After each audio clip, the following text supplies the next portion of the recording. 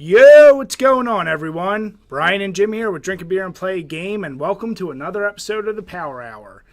Now, before we begin, let me just jump in and say, if you've been following our site, we haven't put up a review in about 2 weeks, and this podcast is probably coming out pretty late. It's my fault. Without getting into too much detail, I basically tore my shoulder and damaged a nerve in my neck. So, been on all kinds of medication, still not better. But I decided it's time to just finally move ahead and keep doing a podcast. So just wanted to get that out there.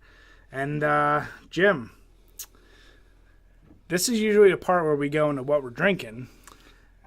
So first, let's talk about the beer we'll be trying today. And then we'll go into another beer or two that you'll be trying. Guess I couldn't hold this off forever now, could I? Now, you ready for a really cool camera effect? Bam! From behind the mic. Shit. What are we drinking, Jim? We are drinking the Dogfish Head Namaste White. It is a Belgian-style wheat beer. And our Belgian-style white ash... Wait, nope. Restart. Our Belgian-style white ale brewed with dried orange flesh and peel, fresh-cut lemongrass, a bit of coriander, peppercorns, and a healthy dose of good karma. 12-ounce bottle. Holy. We don't do this for like 3 weeks and I'm completely out of practice. Jim forgets how to do it all. Oh, God. It's 4.8% alcohol by volume, and I'm going to cut my losses here. Yeah, so I've already had a couple of these. It's a good, solid summer beer. I think in one of our previous podcasts we talked about what's our favorite summer beer. So I went with this. It's easy to drink, but Jim will be having that in a little bit. So if you remember, I said when we start picking the winners of brackets, we would have a loser brew. And Jim, can you pass me the big cup? Mm-hmm. All right, so Jim needs a bigger cup for his loser brew. Yay. In the past, I gave him some really horrible combinations. Mostly it was stouts mixed with like peppered beers. It'd always be skunk, too. Yeah, it would be like the oldest shit. Now, what I will say is this stuff isn't much better. But it's not as bad as the worst he's ever had. So I'd mentioned I was drinking the Leinenkugel Summer Shandy, which it's not bad. It's just super heavy on the lemon, kind of overly sweet. Lots of pulp, tart. Very interesting thing. And then I had this random Modelo Negra, which when the hell did you get that? Isn't bad. This is the part that makes it great. So at one of the random, let's just say I was going to a lunch. And the waiter screwed up at this Mexican restaurant. And to make up for it, he gave us a free beer. Pretty sure it was warm when I got it. So this is probably from like 7 months ago. Oh, good. So it's basically potentially a skunked Modelo. Good. Mixed with this. Or it could be a perfectly fine Modelo. I don't know. Either way, let's pour this for Jim. Yay.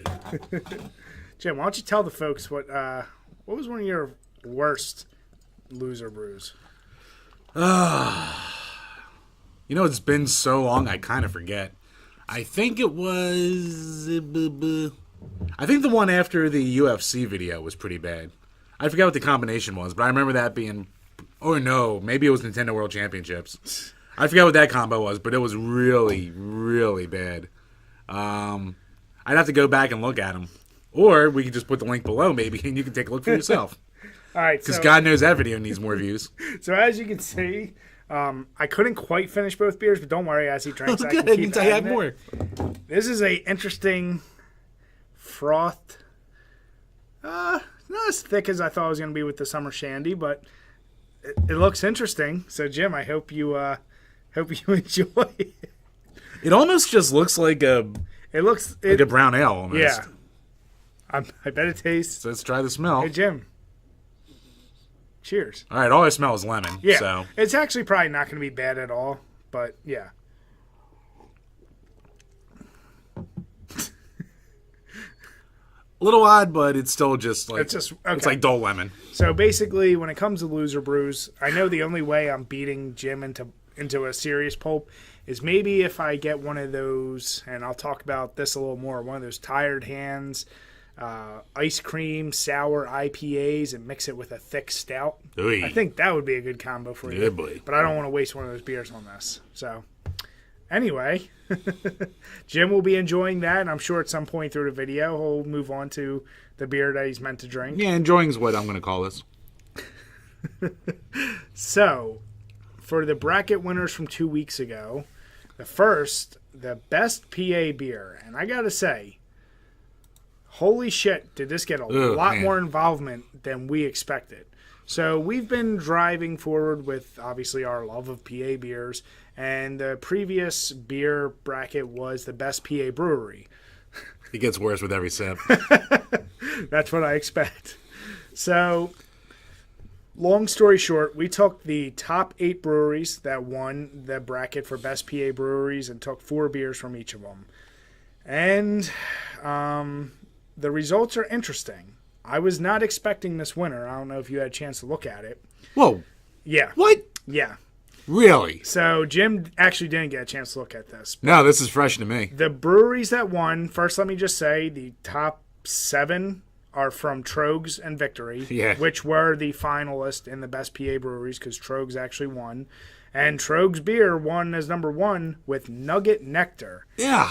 Which is crazy because, don't get us wrong, it's a good beer. Yeah. But holy shit, I've said this for a while, and this is no offense to Trogs because we love most of your shit. That beer's a little overrated because... No, Nugget Nectar is my least favorite of theirs. Yeah, it just doesn't make... I mean, whatever. It won.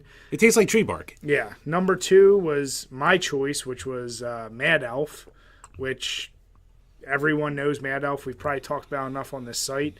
So number 3 was Victory's Golden Monkey, which that kind of seeded them number 1 and 2 because I assumed they would be the final 2 for most people. I know it was for me and Jim. Yeah. And actually, most people who took this, especially friends of mine. All of our friends picked Golden Monkey. Yeah, so kind of shocking once again. But then I'll just round out the top 10 and then we can move on to the next one. But coming in number 5 or number 4 was Trogs Perpetual IPA, which is the one I would have expected to be higher than Nugget Nectar. And then we got Victory Hop Devil, which is, I like their IPA better than Trogs IPA. Mm-hmm. Then Victory Prima Pils, which is an amazing Pilsner, but most people don't think of Pilsners as like a good beer. Yeah, Pilsners are okay. This one actually has a lot more flavor than most Pilsners should, and it drinks super easy.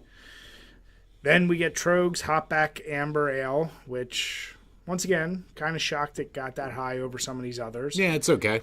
And then 8 and 9 are the only 2 spots in the top 10 by yards, with starting in at number 8 at Love Stout, which is arguably their best beer. And number 9 is the Philadelphia Pale Ale, which is what Yards is probably most well known for, I would say. Yeah, it's like their standard beer. Yeah. So, number 10, and this one broke my heart. Wow. Is Weyerbacher Imperial Pumpkin Ale, which everyone I know, or at least most people I know, when you think, what is your favorite pumpkin beer, especially in the Northeast, you're going to say this, and then you're probably going to follow like Pumpkin or something. Yeah. But this one, for people who really love good, strong pumpkin ales that aren't so overpowered, it's an amazing beer. Not much of a point to go through the other tops. The only thing I will say, Jim, I think, was expecting the Yuengling traditional lager to be a little higher. It's still number 12, which is pretty damn high. Yeah. Considering what it's going up against. So then we go to the bottom of the barrel. Had a lot more beer snobs doing this than we thought we would. Yeah. So unfortunately, Yuengling, it took up at least 3 of the 5 bottom slots. Yeah. The bottomest of it is Yuengling Light Lager. What bullcrap? Which, for this list, I can agree, it's not a terrible light lager. It's actually one of the better light lagers, but compared to all these other like quality beers, it makes sense. But it is a good light lager. I like it more than the next one. Yeah. Then you have Yuengling Black and Tan, which just has a lot more flavor, and I just don't think that many people actually try it. So I think depending on what Yuengling light lager was stacked up against, probably just had a rough, first round person to go against. Number 30 was Sly Fox Brewing's Odyssey Imperial IPA. I gotta say, in general, Sly Fox got hit a lot on this. I guess not as many people enjoy it or know Sly Fox as well. But, their Odyssey Imperial is good. Just, not as good as the other ones.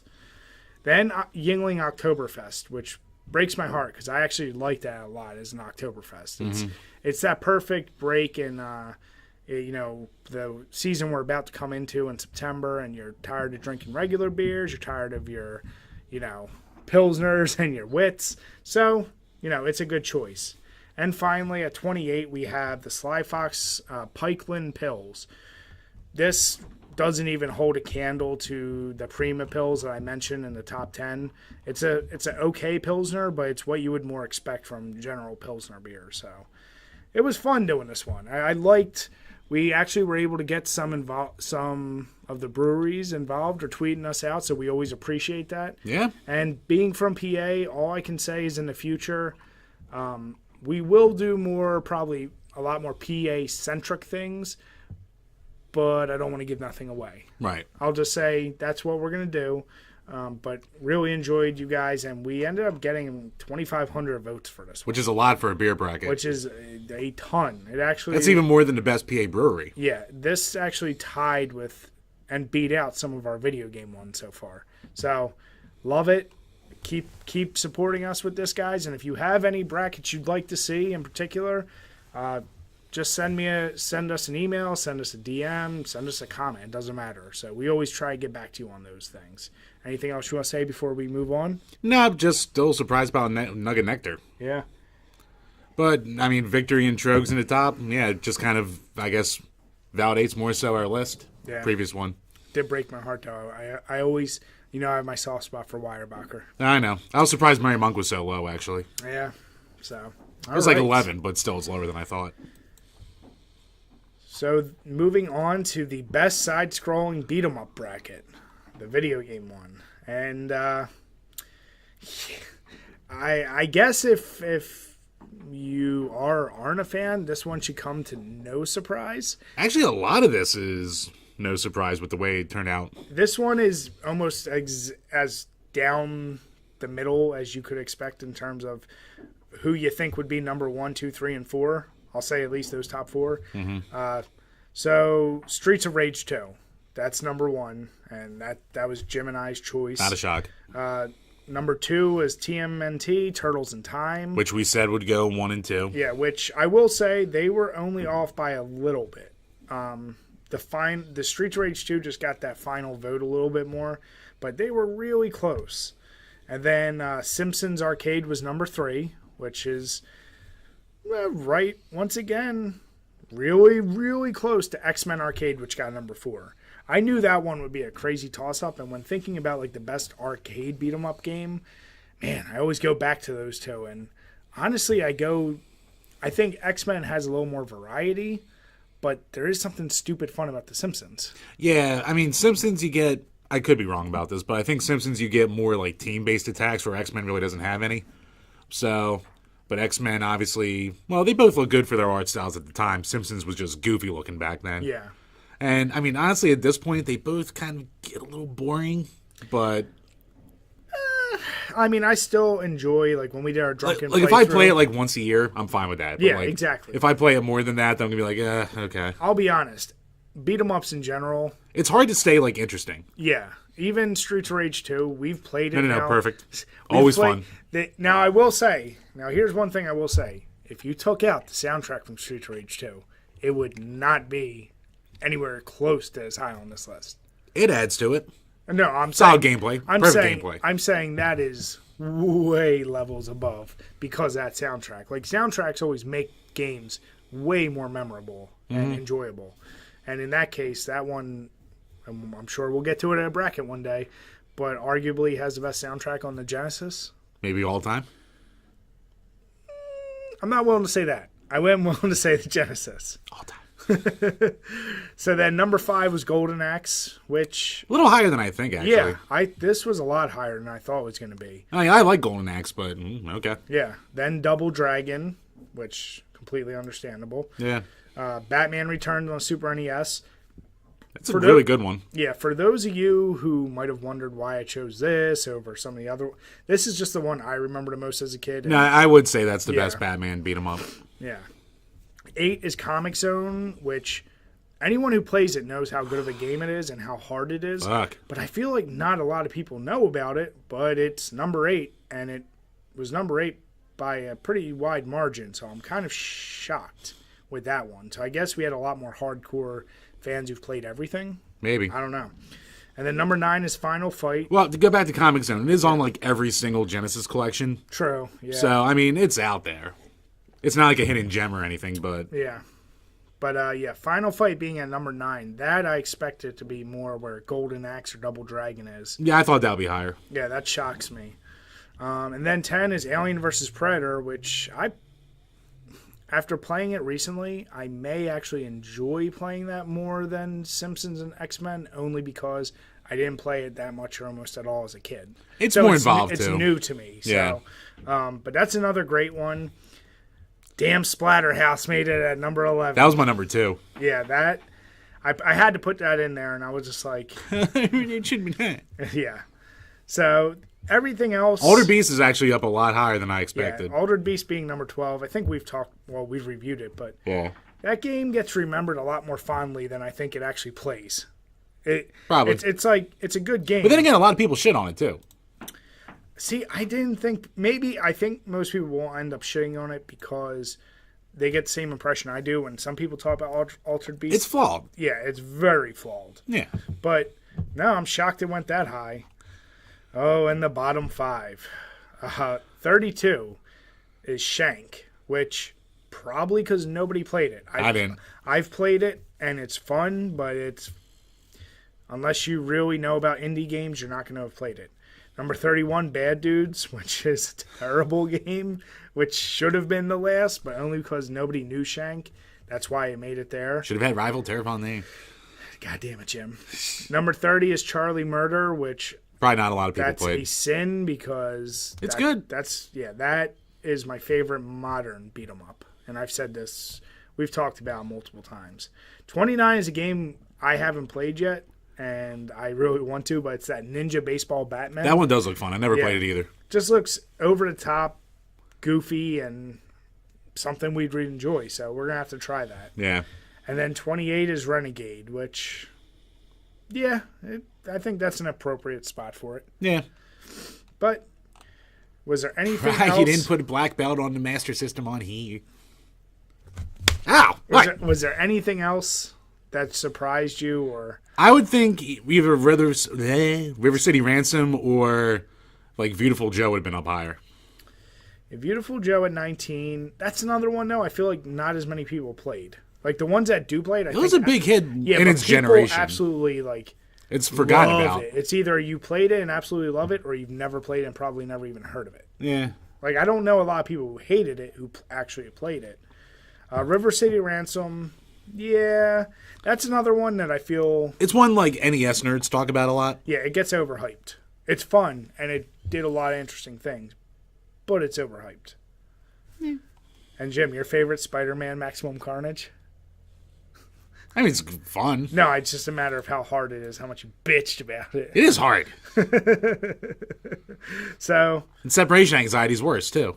So this one got almost 2,600 votes, which is, like I said... 5 away. That's pretty damn close to what we would have expected for a bracket like this. Yeah, it was really tough. I almost made this a bracket of 64 entries, but I really wanted to limit it to one game per series and all these other things. So it could have easily been a 64 bracket. It could have, yeah, but then it would have been Street Rage 1, 2, and 3, all the TMNTs, all like so it would have been a lot of duplicates, and I feel like Black Belt would have been on there. Yeah, and it probably would have been it would have been low. Right next to Bad Dudes. It would have been one of the ones no one played. Yeah. So thank you guys for voting on this one as well. It's always fun. I think the video game ones tend to bring out more. Except for this past week, because it got freaking equal, basically. Yeah. So, yeah, we're obviously going to keep going with this. And if there's any entries you ever think we left off or something, message us. Let us know. And we might as well talk before we dive into our topics about the current brackets that are running, or at least the current bracket. So you have until Sunday. This video might get out the day before Sunday on Saturday. Here's your warning. We're recording this on August 24th, so the best Mortal Kombat character. So we did the bracket for best fighting game franchise, and Mortal Kombat won that. So it only made sense to continue and see, well, who's someone's favorite character. This I'm actually surprised you didn't do as a field of 64. I had it as a field of 64, Wasn't and enough? then no. There's more than enough. But then I quickly realized, like, the seeding and the round one would have been such a throwaway to get everyone who's in my 32. There's literally, like, it killed me not to put Cassie Cage. It killed me not to put some of the new characters. Mocap? Yeah, exactly. So when Mocap goes against Scorpion, it's like, oh, who are you going to pick? Bo Raicho versus Raiden? So a lot of those were like, okay, this doesn't even make sense. There will be plenty of brackets in the future, and I'm actually thinking of one that might be a multi-week bracket because it's going to be multiple 64 entries. But for the most part, I try to whittle it down to 32 if it makes sense. I'm only going to do 64 if there's true competition with that 64. So, yeah. No Tanya? I'm going to get yelled at again for no Tanya? Fuck Tanya. Hate her.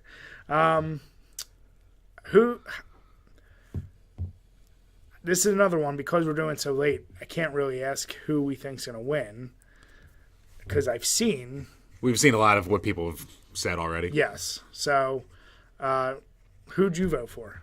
I did Sub-Zero. Me too. Yeah. So, I think my last two were Sub-Zero and Goro.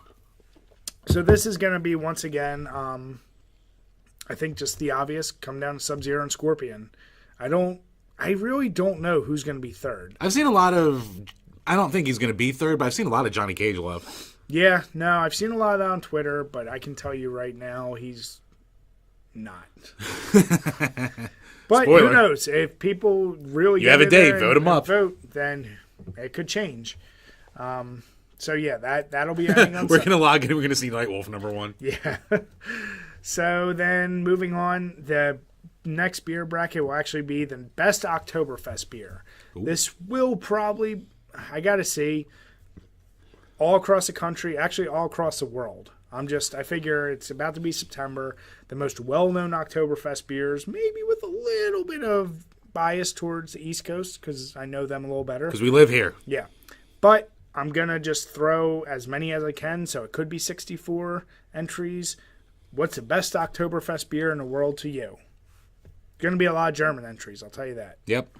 But, yeah. And I don't want to spoil, so I won't say anything yet as to what the next video game bracket will be. But it will be a good one, so. All right. Keep in tune. I don't even know what it is. Yeah, exactly. I like to keep it hidden from Jim sometimes. So probably piss me off. All right. So now, let's move on to our topics. Jim, tell me about this first one. This one comes to us from our buddy Kit on Twitter, Kitsuragi, Outrunner. Basically... I need to refill you. Going through this surprisingly fast, actually. Can't let him go thirsty.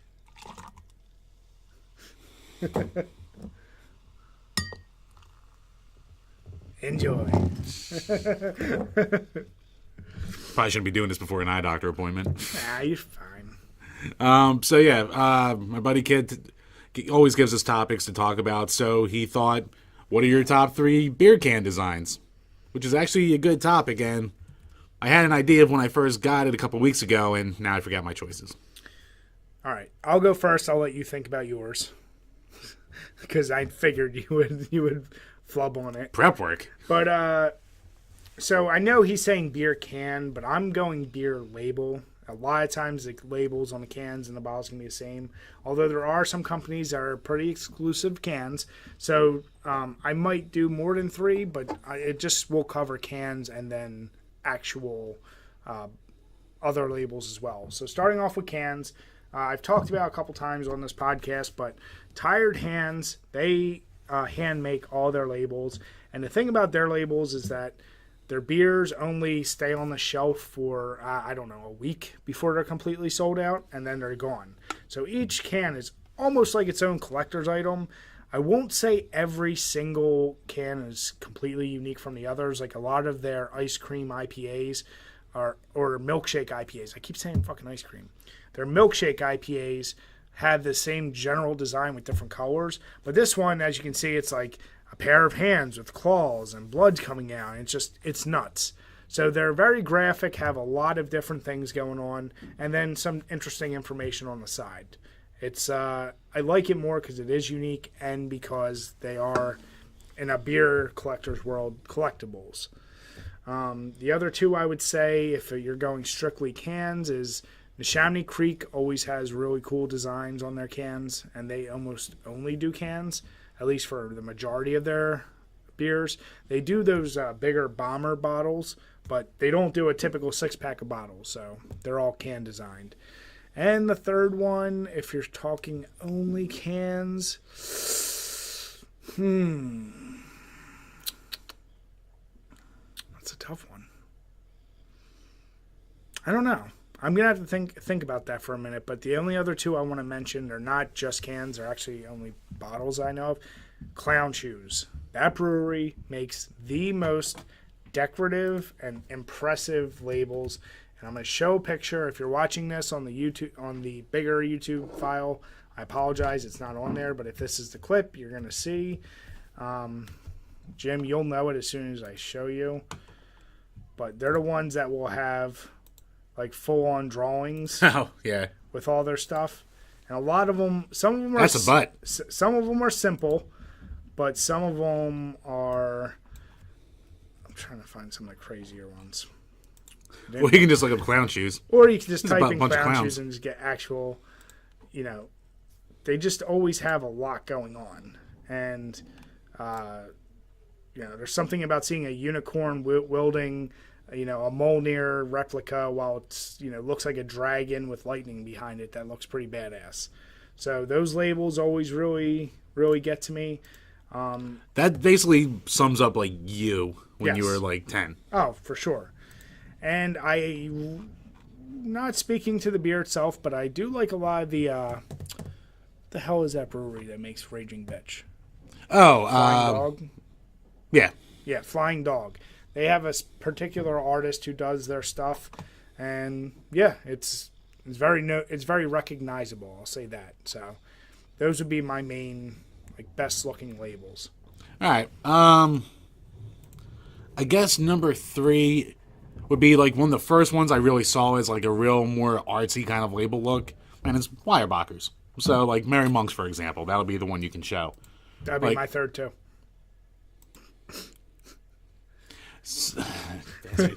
So yeah, they just put a lot of artwork and good design, they look like hand-drawn paintings that they just kind of plaster on a label. So Yeah.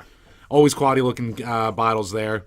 Number 2, I'm gonna do Hop Suplex just because, like being a wrestling fan that I am, like it's got a lot of charm and character. It's got the little hops dressed up like Ultimate Warrior and Macho Man and shit like that. So it's goofy. The beer's okay, but it's a cool it's a label that speaks out to me. Yeah. Honorable mention is going to go to Keystone because it is recognizable. Jesus it is classic, Christ. and it came out before goddamn Stone Brewing. Fuck you, Grey Coke. I have to mention it every podcast. No, that's unacceptable. He gets an extra loser brew next week or 2 weeks just for saying that. No. Yeah, and the last one I'll mention, Springhouse. That's the other company on top of Weyerbacher that makes very unique, recognizable. Unlike Jim, I can't really nail down just one particular can or bottle, but I love that topic, and that may... I'm not done yet. Oh, Christ. That was my honorable mention. You'll be fine with my number 1 because it's Mad Elf. The original Mad Elf bottle. You mean the one right over there? Oh. Well, I'll be goddamned. The aged, probably since 2014. I actually have one left, too. Yep. What was it, like 14 or 15 that they changed their label? 15, yeah. So it's, I can't get it that well, but you have the goofy-looking elf, You should Charm watch for a video Days. Of Mad Elf versus Rudolph. Speaking of videos that need views, I'd be surprised that's even up to 300 after all these 3 years. But yeah, I mean, this was just this beer kind of represents for me a change in my beer drinking pretty much. So when even when we first started the site, I was like, oh man, all these friggin' craft beers, they all taste like hops and dirt, and this was the one that I was like, and yeah, so it's just one of those beers that just opened my eyes. So I always have a soft spot for it, and I think it also stands out because of how lame the new design is. that going from like this to this. Trogs, what? We also discussed this before we did full-on podcasts. Yeah, this was one of our earliest Segments. beer-centric segments, and Trogs, we've talked about this. Please go back to putting effort. I get minimalism is a thing, and some people like it. But dear God, you had some of my favorite labels. That's why I can't even name you, like Troganator and some of those other ones, the Dreamweaver. They looked awesome. Dreamweaver now is like nothing. Now it's just the name and like a little... It's like, oh, it's a feather. Yeah. Go back. Put effort. I don't know who made that decision. Even Nugget Nectar, like the old design used to be just like, a fist with a giant ass, like... it looked cool. With a giant ass hop in it. So, and now it's just like, oh, here's your hook. Whoever made that decision, don't be the Jim of that company. Fire him. Don't mess up. All right, don't fire him. But you see what you just said, Jim? don't fire me either. So, yeah. I will say this, interestingly enough, may be a future bracket. Okay. So I'll be probably doing feelers for labels that people like, and it'll definitely be, I want to just put label versus label. So we'll see what people like. All right. The next topic. This is going to be all you, Jim. All right. So I forget if this is a Twitter user or a comment in one of the videos. Might have been a comment on YouTube. I feel like it was a comment. So someone's like, oh, you always talk about, beer and video games, obviously. So someone's like, oh. Wait, does our name not give it away? I don't know. I thought it was a surprise to everyone. So they're saying if you have any weed stories. So Brian's never smoked, so he's out on this one. For me, I guess I'll go with the old classic. Well, you have a couple classics, so I think I know which one you're going to say, but go ahead. So when I was living with a couple of buddies of mine, I would be going to the back parking lot in my car to smoke up. So the guys decided to be little tricksters, and they actually hopped the fence that was behind where the parking lot was, and they ran up to the car, just shining, and I didn't see any of this coming, and all of a sudden I just see flashlights from either side of me, and I'm just there just like, almost shit himself. There probably was a little poo butter that came out, and yeah, like I didn't do that again for maybe at least a month after because of how just paranoid I was, because weed never makes you paranoid, obviously. So, well, what I love is the fact that if you know Jim, oblivious can be a good word for him. And doing things that you know you really shouldn't, and doing them in such a way like he acting like there can be no consequences, is kind of a staple of what makes Jim Jim. So him doing that was like, the fact that he never thought about before that exact moment is kind of why doing those type of pranks on him always work. Yeah, they work like a goddamn charm. So yeah, that's a pretty solid story, Jim. Yeah, that was the first one that came to my mind. Some could say almost traumatizing. And as a little offshoot of that, weren't you also in a similar... I could be getting this wrong. Was this the car that you were also in when it got hit, or the car that got hit, the door got hit by one of the people in the parking lot? Yeah, the door got hit by people in the parking lot. Were you in it when it happened? No. Okay. So yeah, never mind. Sorry, I thought it could have connected there. But yeah, that's a solid one. I'm sure based on the guy who requested this, he might have been expecting a little bit more of a, you were high and probably thought you were Mario from Super Mario. Yeah, I never tripped balls or anything like that, so. But yeah. Never had anything laced. So if you guys want to hear any other specific stories, and if you want to hear a really good Jim story, click below on the link for Jim's God of War story. That's a classic. So we need to get more views on that one. No. Maybe in the future we'll retell it. Maybe we'll do a reenactment. Oh, maybe. I think that might call for that. We'll start a Patreon and make that a Patreon goal. Yep. So, all right. Jim. So this next one, Jim put up. It's from Games Radar, and it's every Nintendo console ranked from worst to best. It was published in January 12th of 2017, so it's a little bit older. But, Jim and I have talked a lot about Nintendo recently and a lot in general because of all the shitty things they're doing and success of the Switch.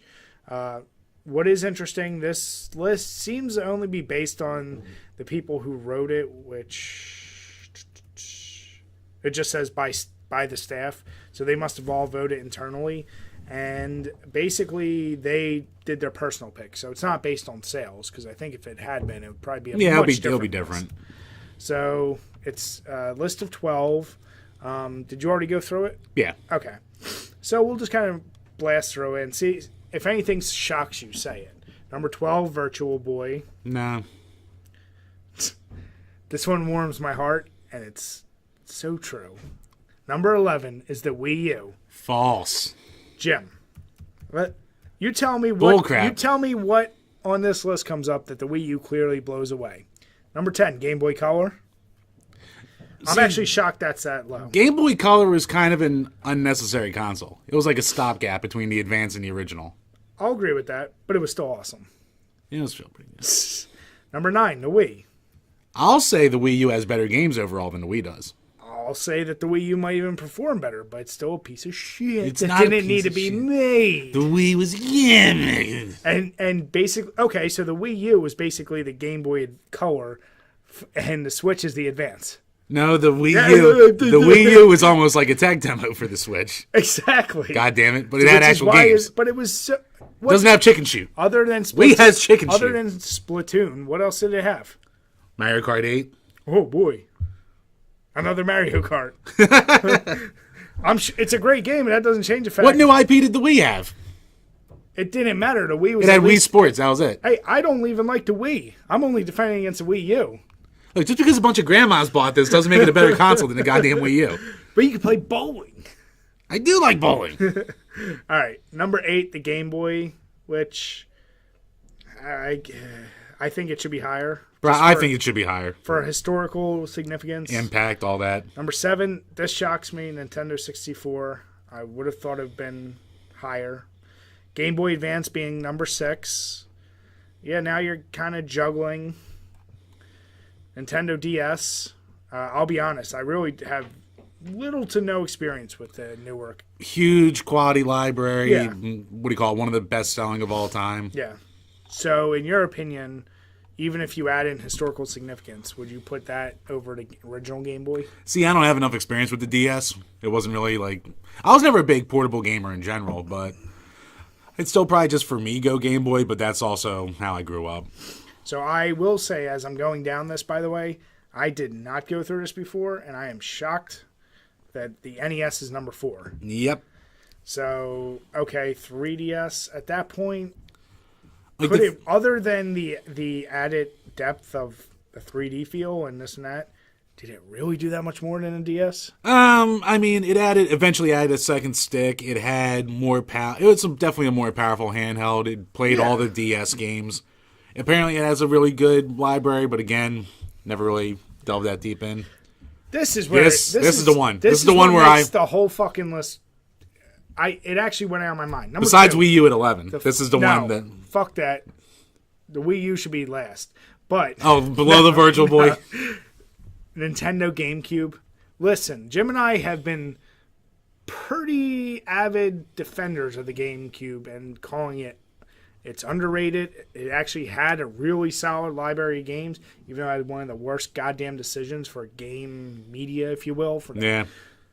Putting this at number 2 is so stupid. Because here's the thing with the GameCube. While it had... The games are all quality, it also arguably has a lot of the worst... Not worst, but like least looked back upon entries of like... The a ton main of them. series. Yeah. Like, all the games they had on it were good. Right. But you're not going to tell me Wind Waker or, as they put it here, Super Mario Sunshine are going to be the most remembered games of those franchise. Wind Waker has its fans, but Sunshine's really divisive. Yeah. Donkey Konga, they list Donkey Konga. Like, it's fun, but that's not like a system seller. Metroid Prime, which we know people love, but really, that's going to be over Super Metroid? Some people like who grew up with the Prime games. Like, Pikmin's a good series, but like it's not, like, it was never a system seller. I mean, I loved the GameCube at the time when it came out because of the reason I had the RE Remake. It had a lot of it actually had more third-party games than any of the other Nintendo consoles before it. Or at least that's how it felt to me. Not before it, but at least since, like... in that generation. It's tough to say, because No, I mean, it had a lot of the multiplats. It was the last one to really still do multiplats. Yes. With, like, the Xbox and PlayStation. Exactly. So, and then number 1 on their list is Super NES. Which tough to argue. Which... Yeah, you can't. I don't see how you can argue it. The NES should probably be 2. Yeah, if I did this list, and then I'm curious to hear Jim's. Number 1 is Super NES. Yeah. Number 2 is NES. Yeah. Number 3 would. Number 3, I may go original Game Boy, but this is for historical reasons. Game Boy Advance for me. Number 4, I'd probably do N64. For my favorites, I would do N64 there, even though I would say DS should probably be the one there. Number 5, I'll just say default to whatever the best true DS or 3DS is. Yeah. Number 6, I would probably then say GameCube. Number 7... Original Game Boy for me. Yeah, number 7 is that point would be advanced for me, or it would be advanced then, and then you could do the other DS, and then Color... Then Wii U, then Virtual Boy.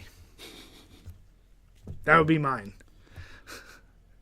Wii U would be like 4th from last for me. What else is above it for you? Probably be Virtual Boy last. Yeah, obviously. Original Wii. And I like the original Wii, but like... Jim is just trying to justify that stupid amount of money he put out 2 years ago now for a system that is completely obsolete. And you have how many games for it and how many you actually played? No, I've played all of them. I've almost never finished games anymore, so that's a moot point. But no, I have like 10, 12 games for it. But basically, it was a waste of your money because you got the Switch. No. Yeah. No, because it lets me play all the Wii games I have. He's just trying to justify that. Lets me play all the Wii games I have in upscale. Because you spend time doing that, don't you? All the time. Yeah, exactly. Just accept that I'm right and move on. Never. Jim. Stop trying to defend this terrible system. Listen, I would say the Wii U would be good if the Wii never existed and it came out when the GameCube did. That would have been good. Wow. All right, so we'll stop shitting on Nintendo. But either way, I would be amazed at anyone who could justifiably say the Super NES isn't going to be number 1. Yeah, I mean, if you say NES is number 1, fine. Even that I would understand, but we all know Super NES is better. But GameCube at 2, come on now. Come on now. Y'all fucked up. So, all right. I like that topic, though. Find more of those. I'll try. All right. Which is better? And I know this is aimed right at me. Yep. So you left it blank, so I was like, let me do Bri this time. What's great is... Even though I think there probably will be a far out answer, or like a... No, this one is very straightforward for me. So he put which is better, the Punisher on the PS2 versus the Resident Evil Remake on GameCube. It's Resident Evil Remake just because that's my favorite game, basically. Even though I've said the remake versus the original, I keep them tied. I absolutely love and probably have fondled the balls of the Punisher on the PS2 way more than I ever should have. It's arguably... Would I say it's my favorite Marvel game? It might be one. It's definitely my top 5 favorite Marvel games. It's a game that's more fun than it should be for just a game that you go around killing people in crazy ways. But it's awesome. Doesn't hold a candle to the Resident Evil Remake. Obviously, I think if you're looking for just pickup and fun, you'd enjoy Punisher a lot more. But yeah, Resident Evil Remake is... The way those graphics looked on the GameCube, especially back then, compared to the other systems, it blew my friggin' mind. And it still looks great today, even with the HD upgrades that you can get on the Xbox and PS4 and all those. So, yeah, easy one. Are you the same? Yeah. I didn't know if you were going to try and make an argument for the Punisher. No, I mean, like, And I know you... for a pure pick-up-and-play fun game, it'll be Punisher, but, I mean, the remake is the better game. Is it safe to say that I think when we first started doing the Marvel games that month, and I know I had you play the Punisher before, but weren't you kind of like not expecting it to be that good, and then you play it, you're like... Wow. No, I didn't expect it to be that good. Yeah, you're like, God damn. Yeah, no, I had way more fun with that than I expected. That was one of the biggest surprises of doing this site. Yeah. Like, that's up there with, like, the PS2 era Mortal Kombat games for me. For games being like, holy crap, this is way better than I ever thought it was. It goes back to what we've said, which is, man, the PS2, it's easy. Everyone says it's the best console ever, but also when you have 1,800 games or some crazy number. Like 4,000. Whatever it is. There's some crazy good titles. Yeah. And yeah, so that was an easy one. Even though Punisher and Mortal Kombat and all of them are multi-plat, but you know what we mean. Yeah. So if any of you guys out there think the Punisher for the PS2 / like Jim said, multi-platform, let us know why you think it's better than Resident Evil. And our guess would be you don't like Resident Evil. Yeah. Yeah. So this next one is for Jim. Okay. And I think I know what he'll say. Oh, you do. I'm just curious to see how he'll say it. So, overrated, underrated, the Sega 32X. Jim, what is it? Yeah, it's underrated. Here's how it's underrated. Also, I'm finished my loser brew. It wasn't that bad. Yeah. It was fine. I need to guess not other beers. While you describe this sin. This sin. Look, it's only underrated in the fact that... Oh, shit. It's only underrated in the fact that it gets shit on so much, and in a way, in a lot of ways, deservedly so. It was a completely unnecessary console. It was rough to program for. It's like the nerd said. It was like putting the Genesis on life support. All the reasons in the world you can think of. It was overpriced. Had almost no library to it. It had its issues. It still hasn't to this day. It's prone to failures at this point. But out of the 30 games that it has, more than half of them are at least decent to play. And I would say about 10 of them are like pretty damn good. Go on. And you know what? Like I'll say I have way too much nostalgia for, say, the Doom port, which was rushed, or Star Wars Arcade, which was also rushed, shit like that. So, yeah, they're rushed, but I have too much nostalgia to ever not enjoy them.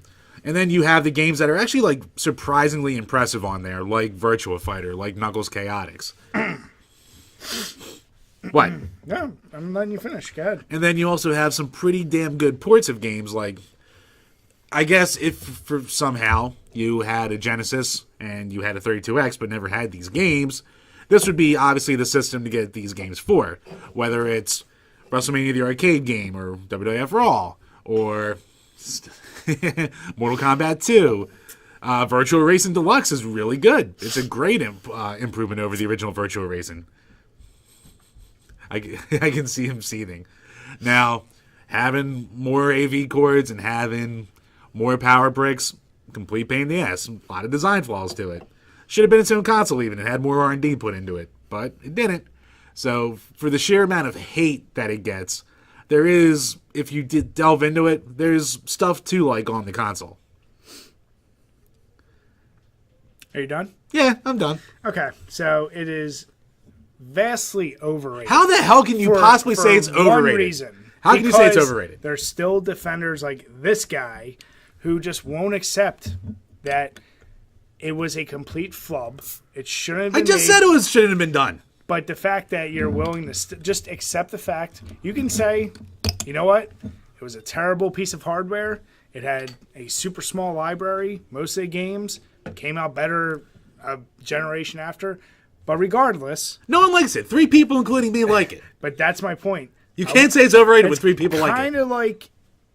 Okay, I won't make that analogy. You're going to say the Wii U, weren't you?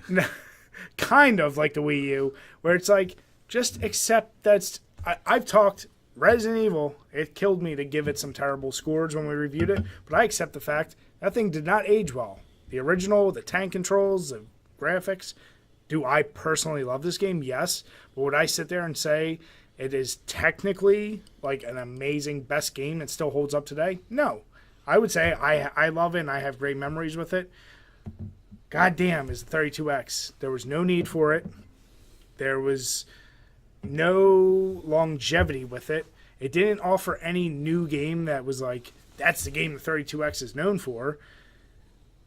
Cosmic Carnage. Exactly.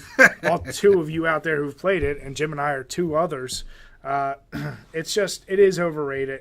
I had to throw this to jab at Jim. Obviously. And to his point, I know it already gets plenty of hate, but there's still those weird niche, like those idiots at Game Radar who just put GameCube as number 2. There's people who would be like, the 32X is actually pretty good. Because I feel like if we did a systems list of Sega systems, also, you'd fantastic probably put ports. 32X in like the top 5. Fantastic ports of, what do you call it, Space Harrier and... Oh yeah, that one. The one everyone played. People play Space Harrier. Nobody played it because only 12 people had the 32X. An Afterburner. Great port of Afterburner. Fantastic port. Let's calm your tits on that one. I mean, Shadow Squadron's nice to look at. The point is, it's overrated. It can't be overrated. No one likes it. It can be overrated. No! It's overrated because it's going to not be overrated when there's no more start defenders of it like you right now. When all you are gone. I just shit on it before I said why I like it. But then you should have ended that shit with, yeah, it's overrated. Listen, I'm not just talking overrated in the sense that everyone talks about and says... The segment is called Overrated, Underrated. And we talk about whether something's overrated or underrated. You know why it's if it's universally hated, it can't be overrated. I'll also say it's overrated because that's one of those... Maybe I'll say the hate's overrated for it. No. How about that? I'll say it's overrated for a simple reason because that's one of those bullshit devices and reasons why people try and say the Genesis was better than the Super NES. They will try and use that as added ammunition. Well, we had a 32X. So assholes like you would probably say that. So there's another reason why it's overrated. No, I'd say it's better because of blast processing. Which means nothing. It means a lot. Overrated. Bastard. Son of a bitch. All right.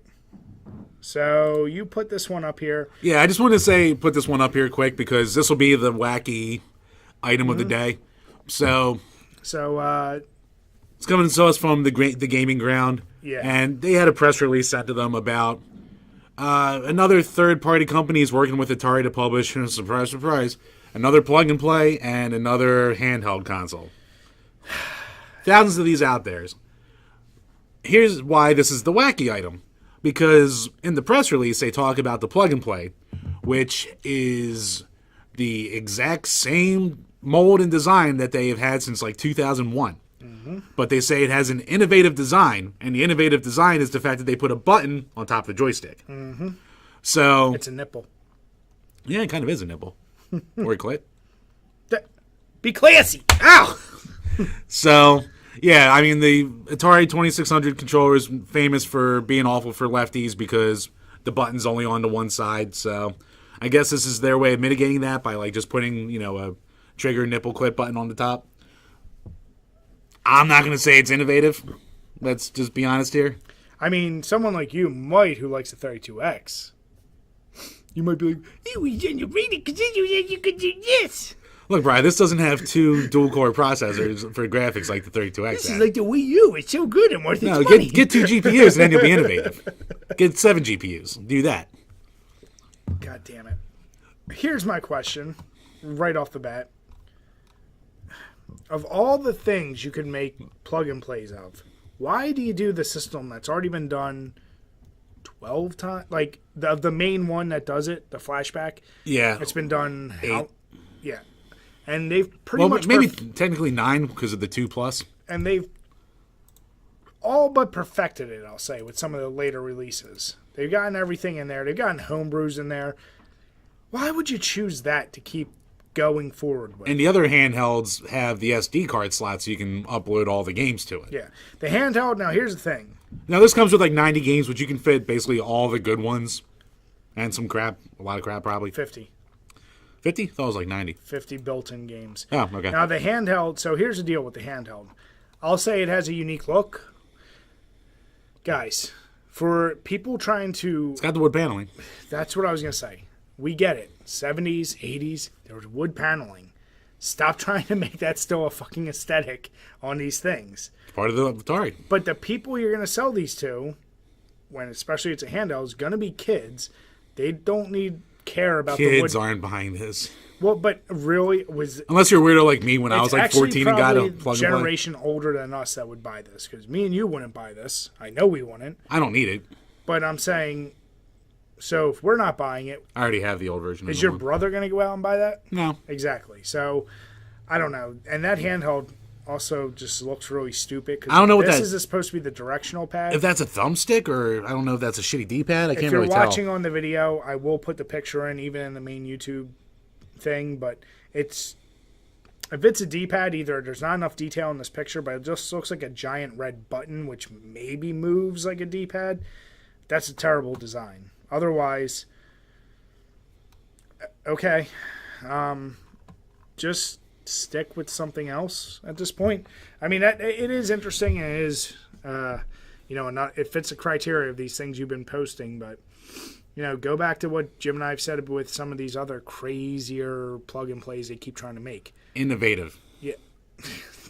The fact that even the title of the article says innovative and is followed by the words plug-and-play, yeah, there's nothing. Tells you all I need to know there. Yeah.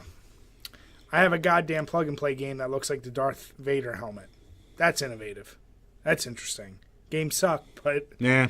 But it's, do shit like that. I just... how many more ways can these games come out in goofy designs? Oh, they find ways. Yeah.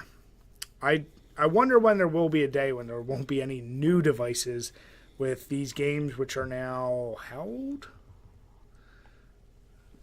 Going on 40 years? Yeah. That's insane, because you can get all these games on your phone. Like, I don't know.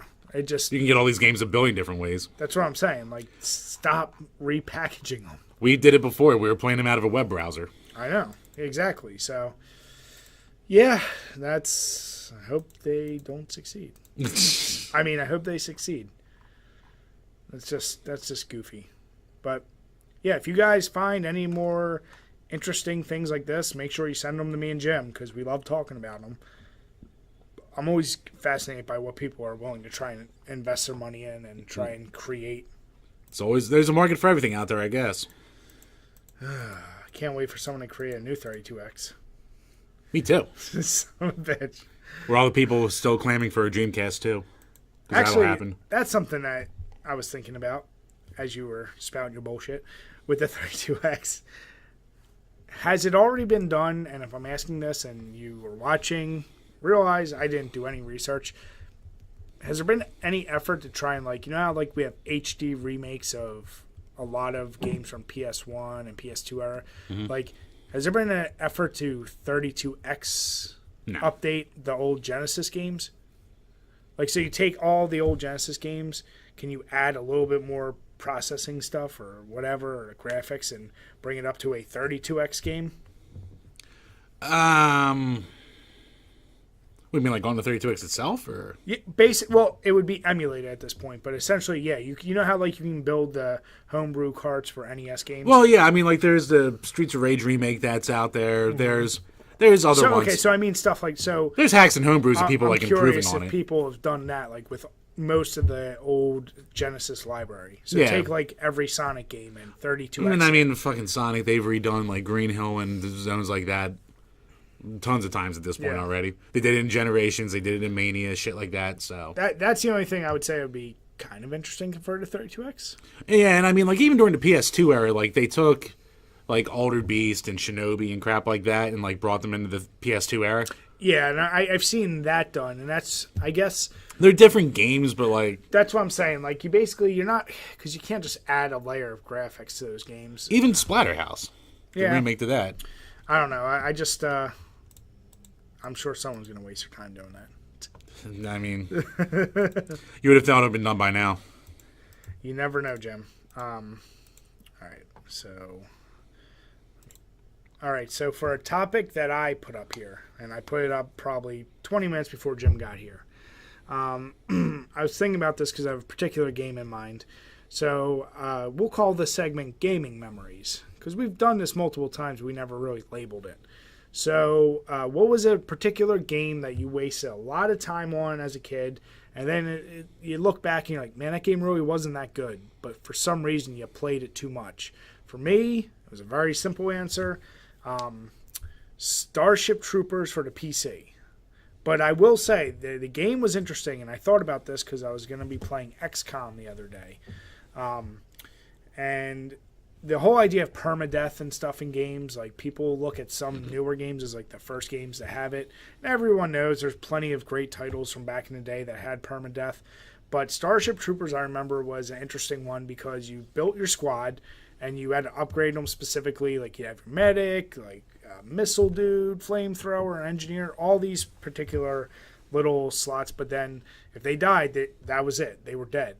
And that used to break my heart as a kid, so I would keep trying to go back and redo and make sure I didn't lose nobody.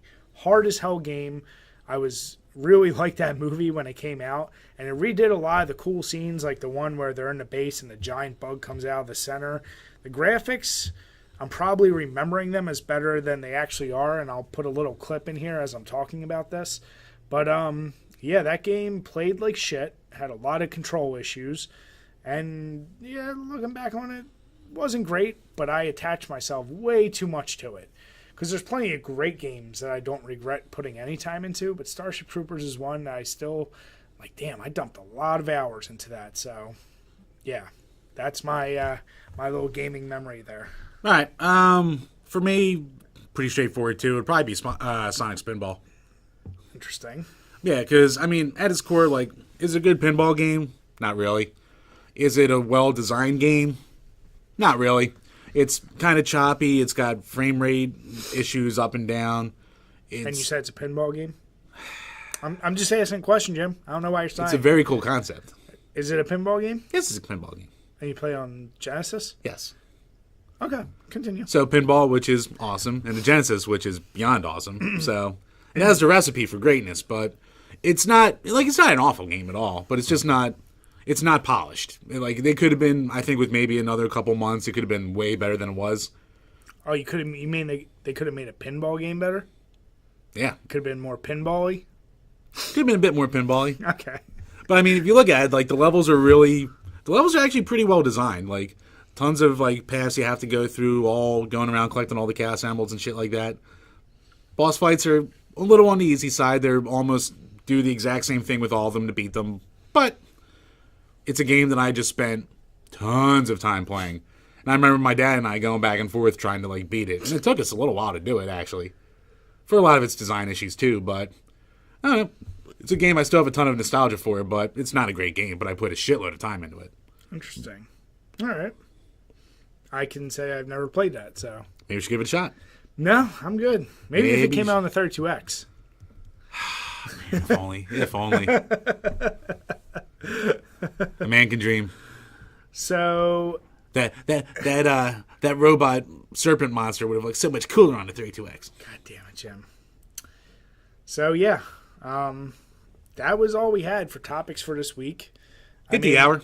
I mean, I want to see what you guys share your gaming memories with us. Trust us. If you're sending us something, we like reading it. We obviously interact back with you. Yeah, what games did you spend a lot of time on that you're like, you know what, this isn't a great game, but it's one you still put a crap load of time into? Like, I'll say another one real quick. Probably Enchanted Arms on the 360. It was one of, like, the first RPGs to come out, and I didn't play it when it first came out. Yeah. I got out of the $5 bargain bin, but I got like 40-some hours out of it.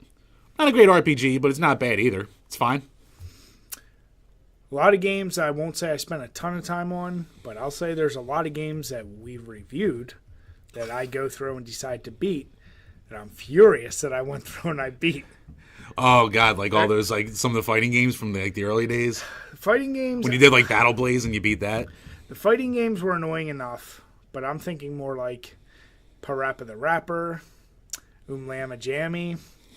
Lama we couldn't beat because you bought the shittiest disc you could. A whole lot of Superman games. You did beat the Superman games. A lot of the Simpsons games that were bad. Yeah, they were great. So, yeah, we did a lot of that for the site, that's for damn sure. A lot of the marathon months where we try... That's why we don't do them no more. I tend to really try and... I want to beat a game, especially if I think it's going to be bad. Like, if a game's really good, I know I don't necessarily have to be it to be able to talk enough about. But if a game's really bad, I'm like, let me see if it gets any better so I can say there's something redeeming. And in a lot of those cases, no, there wasn't. Yeah. Yeah. But no, this was more a game I was. Yeah, there's people out there who are like, oh, you can't review a game unless you beat it. In a lot of cases, you can. Yeah, and the point is, if a game sucks after 5 hours and 10 hours. Yeah, and if you can't beat the game because the difficulty is ridiculous and it has shitty control, that means the game is shitty. So that's simple. But we got to get good. You do gotta get good. So your loser brew wasn't that bad. So next time I gotta punish you a little worse. Hey. So what do you think of this? The Namaste White. It's fine. Yeah, as a wit beer, it's not gonna knock your balls off, but yeah, smell wise, like you definitely smell like the fruit. It was almost like grapefruity to the smell, even though there's no grapefruit in it. All right, so Jim has a terrible nose.